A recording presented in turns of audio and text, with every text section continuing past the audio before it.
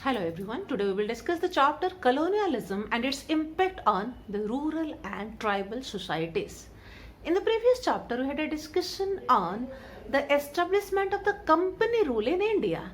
Here we will discuss how the Britishers exploited the Indian resources, specifically the Indian peasants and tribal communities for gaining maximum benefit. Before the coming of Britishers, the life of Indian tribal community and the rural people was a very simple one. But after coming of Britishers, they brought a number of changes in the field of land revenue, agriculture, trade, industry and administration. And their main intention was to gain maximum benefit for the Britishers. So let's discuss the chapter how the British exploited the tribal and the rural communities, how through various land revenue settlements they exploited the economic resources of India, why the peasants revolted in India, why the tribal communities revolted in India, and how the Britishers exploited the Indian industries and handicrafts systematically. After controlling Indian territories, the next target of the British government was to establish a better system of land revenue assessment.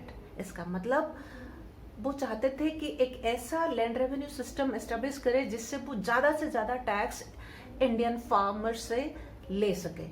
So their main intention was to collect maximum taxes. So let us discuss about the land revenue policies introduced by the British government. The British government introduced three types of land revenue settlements. तीन तरह की land revenue settlement उन्होंने introduce किया. In Bengal, the British government introduced zamindari settlement, जिसको permanent settlement भी बोला जाता है. It is also known as permanent settlement. It was introduced by Lord Cornwallis and in the year 1793. So in the year 1793, the British government introduced permanent settlement, a settlement of land revenue in Bengal. ये जो settlement हुआ ये direct जमींदार के साथ हुआ. जो तालुकदार होते थे, जमींदार होते थे, उनके साथ ये सेटलमेंट ब्रिटिश गवर्नमेंट ने किया. तो फिर फार्मर का एक्सप्लोटेशन कैसे हुआ? Because the British was making agreement with the zamindars and the land belonged to the zamindars, and here the British would take 89% of the revenue. जो भी प्रोडक्शन होगा उसका 89% will be taken by the British government, 11% will be kept by the zamindars. मतलब जमींदार्स का share बहुत कम था. तो naturally जमींदार would like to have his own profit also. So ultimately the suffering was of the people, the suffering was of the peasants. Peasants को ज़्यादा सफ़र करना होता था. Okay, so the peasants were exploited here, though they were not having direct agreement with the British government. तो just remember permanent settlement में जो British ने agreement किया वो जमींदार के साथ agreement किया टैक्स देने के लिए, land revenue देने के लिए. Second type of settlement was Rayatwari settlement. Rayat मतलब farmers. This settlement was made in South India and it was introduced by Thomas Munro in the year 1820. 1820 में ये इंट्रोड्यूस हुआ साउथ इंडिया में. और यहाँ पर जो सेटलमेंट ब्रिटिशर्स ने किया वो डायरेक्ट फार्मर्स के साथ किया. यहाँ पर जमींदार्स के साथ किया गया था settlement. Here the settlement was made directly with the farmers, but the same exploitation was there. The farmers were exploited. They had to pay heavy taxes. Even if there was crop failure, there was no concession. They had to pay taxes, and if they were unable to pay taxes, their properties were confiscated, their land were taken, and they were being given to others who could pay. Now the third type of settlement was known as Mahalwari settlement. महल से महलवारी. महल का मतलब है group of villages. तो here the British made a settlement with group of villages. ये कौन सी areas में हुआ था? Mahalwari settlement was introduced by Holt Mackenzie in the year 1822. It was applied to the areas. मतलब ये इस टेरिटोरीज में इस टाइप का लैंड रेवेन्यू सेटलमेंट था. Gangetic valley, central India, northwestern provinces and Punjab. In these areas, British introduced Mahalwari settlement. And what were the main features of this settlement?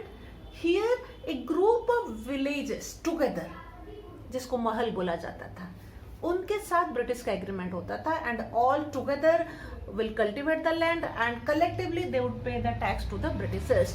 All the three systems, whether it was permanent settlement, whether it was Raitwari settlement, whether it was Mahalwari settlement, all three were exploitative in nature, and they were exploiting the farmers because British were not giving any concession. If there was crop failure, if there was famine, if there was any disaster also, there was no consideration for the farmers.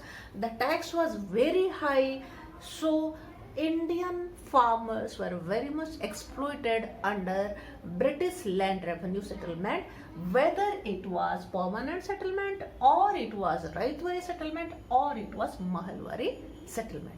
All three types of settlements were very exploitative in nature.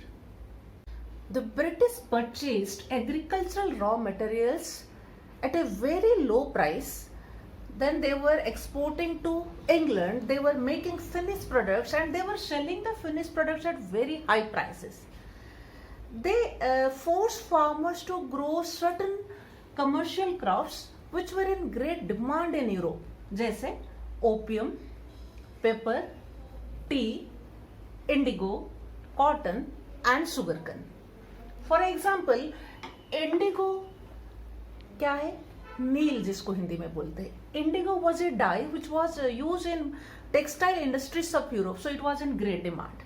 So they forced Indian farmers to grow indigo plants.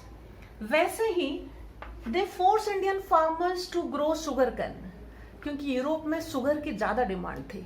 So earlier Indian farmers were making jaggery, मतलब गुड़ बनाते थे sugar cane से, but now they were forced to make sugar as sugar was in great demand in European countries. The list of some commercial crops which the British forced Indian farmers to grow are given here. Opium was grown in Bengal, Bihar and Punjab. Indigo was grown in Bihar and Bengal. Cotton was grown in Gujarat, Maharashtra and Madhya Pradesh, and tea was grown in Assam, West Bengal and South India. Pepper was grown in Kerala, Karnataka, Tamil Nadu, Andaman and Nicobar Island and Pondicherry. And sugarcane was grown in Maharashtra, Karnataka, Tamil Nadu, Andhra Pradesh, Gujarat, Punjab and Haryana. Indian farmers were leading a very miserable life. Often they were facing natural calamities. They had to pay high taxes. Though there were natural calamities, there were crop failure, maybe there were floods, there were droughts, but also there was no consideration. British were forcing them to pay the taxes as usual. So they were taking loans, they were taking debts from the money lender, and the interest rate was very high. And they had to repay the loans. For repaying the loans, sometimes they had to sell the small piece of land, and ultimately they had to work in low wages. So that was how the peasants were leading a miserable life of poverty. Indian farmers had to meet with injustices during the British rule. Specifically, the land revenue settlements of the British government and the administrative system of the British government made the condition of Indian farmers miserable. जैसे हमने पढ़ा, चाहे वो permanent settlement हो, Mahalwari settlement हो या राइतवारी settlement हो, all three were exploitative in nature, and in all the three types, farmers were the sufferers.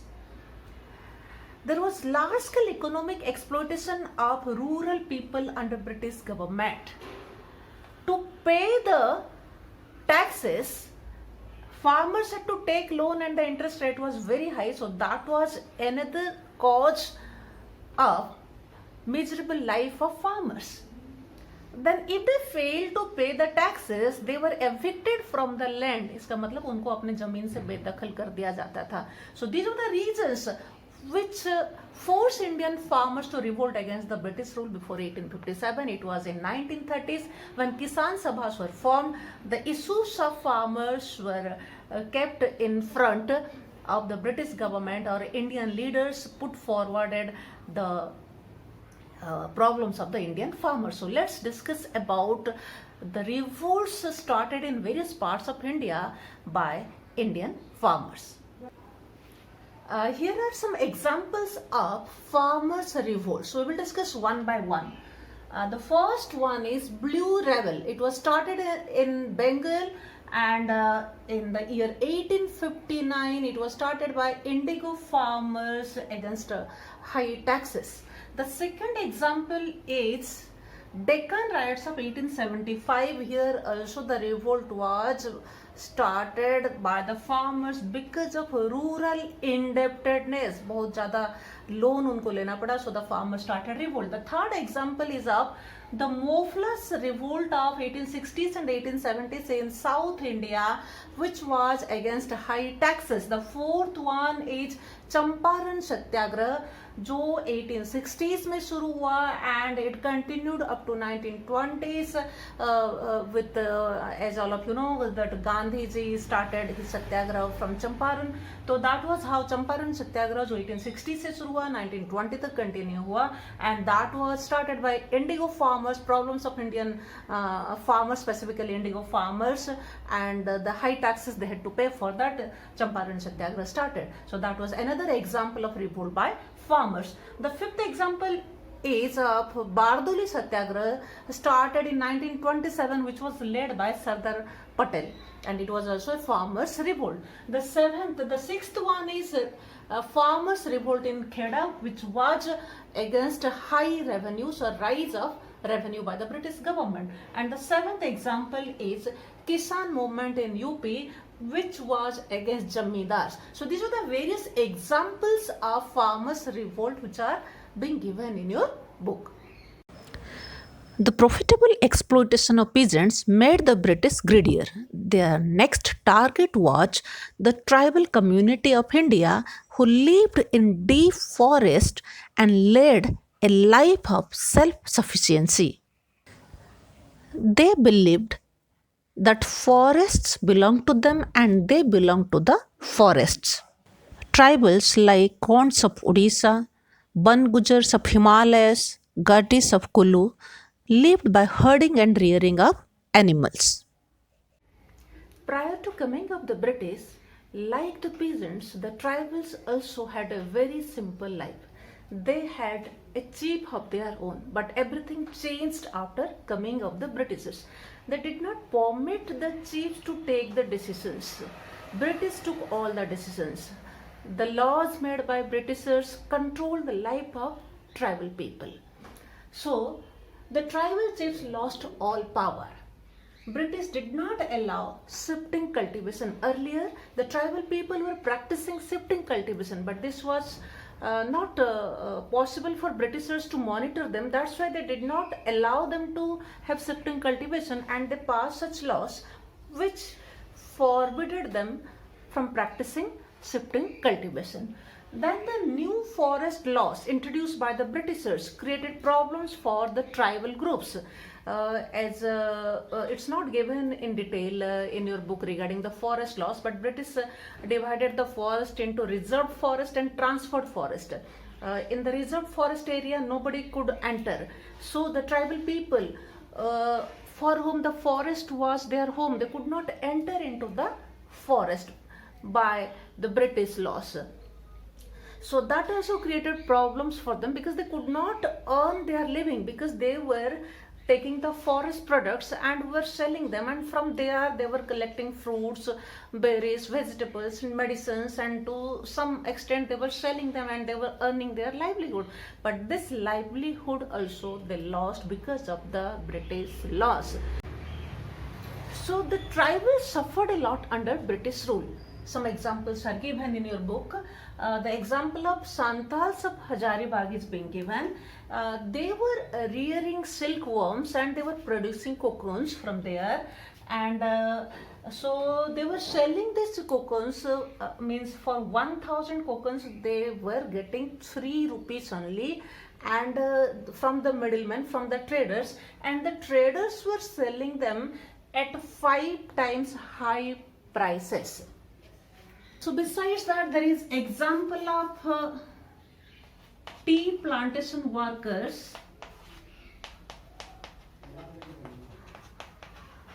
In tea plantation also the problem was same. They were given the workers, the tribals who were working there, they were being given very low wages.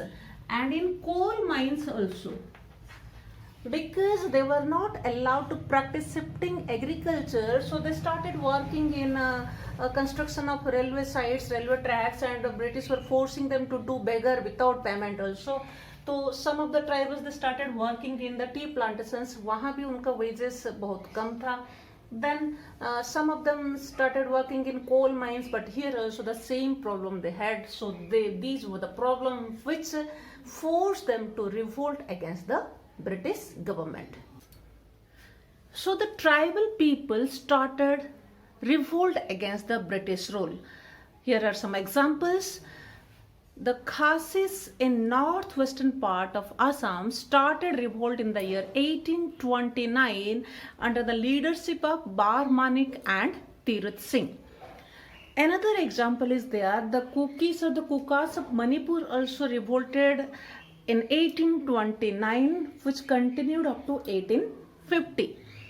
There is an example of the Santals revolt which started in 1855 and continued up to 1856. They revolted against the traders and the middlemen, and they went against British because British did not help them to save from the exploitation of the traders and middlemen. And this Santals revolt was led by Sidhu Kanu and Murmu.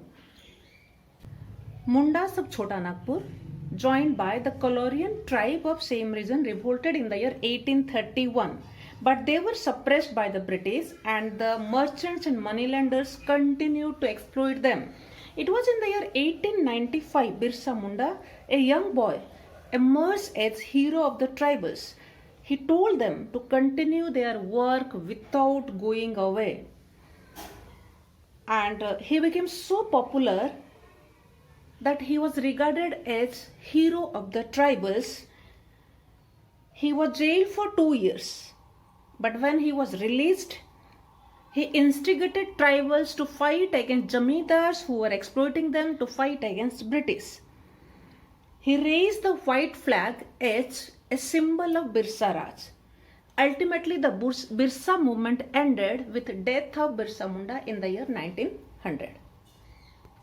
This is how the peasants and the tribals revolted against the unjust policies of the British government in different parts of India. Next, we will discuss how colonialism affected Indian crafts and industries.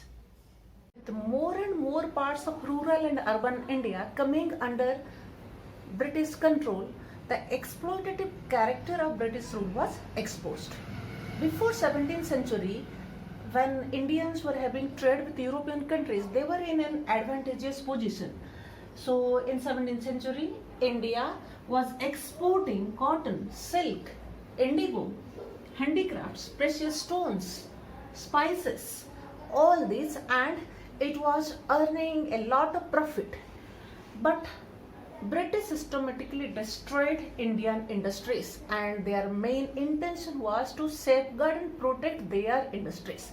So for this, what they did, they imposed heavy taxes on Indian goods because they wanted that their textile industries to develop. So they imposed heavy taxes on Indian goods.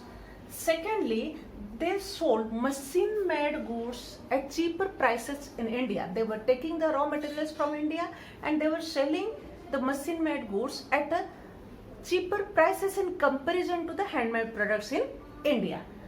Thirdly, there was decrease of princely patronage because now the rulers came under British rule, so they did not have their independence. So जो patronage वो देते थे, जो traders को, जो handicrafts units को, या राजघराने के जो support मिलता था, जो craftsmen थे, that they could not give. So there was a decrease of princely patronage. And industrial revolution, you have discussed in the beginning that industrial revolution began in England and then it spread to other countries of Europe. इसका मतलब है बहुत सारे industries Europe में हुए और जो European countries India में आए वो अपने प्रोडक्ट्स यहाँ बेचने के लिए आए. So industrial revolution led to the industrialisation in India. ज़्यादातर हमारे यहाँ से वो रॉ मटेरियल्स लेते थे, वहाँ फिनिश प्रोडक्ट्स बनाते थे और उसको ला के यहाँ बेचते थे. तो उस हिसाब से जो हमारी हैंडमेड प्रोडक्ट्स था उसको बनाने में भी ज़्यादा खर्चा आता था एंड क्योंकि रॉ मटेरियल्स अवेलेबल नहीं थे तो रॉ मटेरियल्स की कॉस्ट भी ज़्यादा था. So in comparison to the machine made products of England, the handmade products specifically the textile कपड़े का तो वो कॉस्टली था. That's why people also prefer to purchase the machine made goods which were attractive in colour also. Okay, so these were the reasons how the British systematically destroyed the handicraft industry, the craft industry in India because they wanted to promote their industries in India.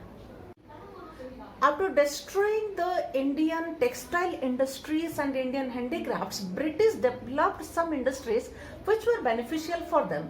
They developed plantation industries like tea in Assam, Bengal and South India and sooner India became largest supplier of tea and England was the largest buyer of tea.